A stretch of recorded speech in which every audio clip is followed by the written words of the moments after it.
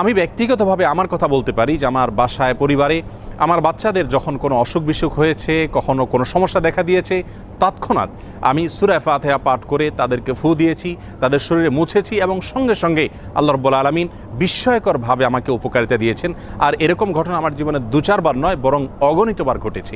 এজন্য সূরা ফাতিহা এটিকে যদি কেউ যথাযথভাবে আমল করতে পারেন, সে আস্থা এবং বিশ্বাস আল্লাহ তাআলার প্রতি থাকে, তাহলে সেক্ষেত্রে অবশ্যই এর মাধ্যমে যে কোনো দুরারোগ্য ব্যাধি থেকে পর্যন্ত আমরা আরোগ্য লাভের মাধ্যম হিসাবে এটিকে ব্যবহার করতে পারি। হাদিসে কুদসিতে আল্লাহ রাব্বুল আলামিন বলেছেন, আনা ইনদা যন্নি আবদি বি, বান্দা আমার প্রতি যেমন ধারণা করবে আমি তার প্রতি সেরূপ আচরণ করব।